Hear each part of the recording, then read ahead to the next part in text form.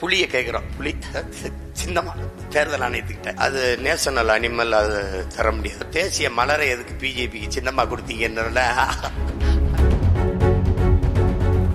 உயிரோடு இருக்கிற எதையும் தர முடியாதுன்றாங்க. அதுல உயிரோடு இருக்கிறதையும் தர முடியாதுன்னு விவசாயியை கொடுத்துருக்காங்க. ஏன்னு கேளுங்க, எந்த விவசாயம் உயிரோடு இல்லை. அதையே நமக்கு கொடுத்துருக்காங்க.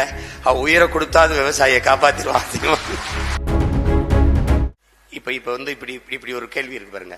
நாம வந்து புலியை கேட்கிறோம். புலி சின்னமா தேர்தல் ஆணையத்துக்கிட்ட அப்பவே அவர் தெரியும், ஐயோ இவ பெரிய பிரச்சனையான ஆளா இருக்காடா, அது நேஷனல் அனிமல், அது தர முடியாது அப்படின்னு. அப்ப சொல்லும் போத தேசிய மலரை எதுக்கு பிஜேபிக்கு சின்னமா கொடுத்தீங்கன்னு அந்த இந்த கேள்வி இருக்கு. அவர் ஒரு பதில் சொல்றாரு, நான் ஒரு எது சொல்றேன்னா அவர் திணறாப்ல.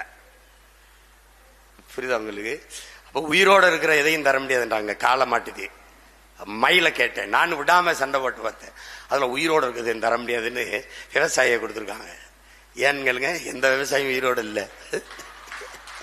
அதையே நமக்கு கொடுத்துருக்காங்க. உயிரை கொடுத்தா அது விவசாயியை காப்பாத்திடுவாங்க. அது என்னமா கொடுத்துருக்காங்க.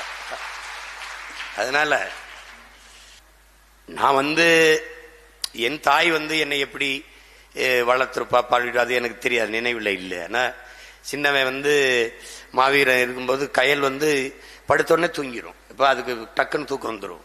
அப்படி தூங்கும்போது நான் நள்ளிரவு முடிச்சு பார்த்தா எப்ப பார்த்தாலும் மாவீரனுக்கு பால் ஊட்டிக்கிட்டு இருக்கு. அப்ப பார்க்கும்போது படுத்து அசைந்து தூங்குகிற ஒரு மனுஷி இப்படி எப்ப எழுந்து எப்படி பால் கொடுக்குன்னு பார்க்கும்போது அந்த தாய்மையின் புனிதத்தை நான் அப்பதான் உணர்றேன். எப்பா இது ஒரு பெருசு, இது வந்து சாதாரணம் இல்ல.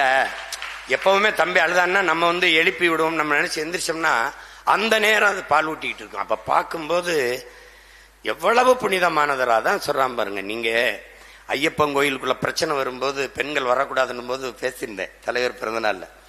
இப்ப கோயில்ல ஒரு கருவறை இருக்கு, அது நாம் உருவாக்கியது.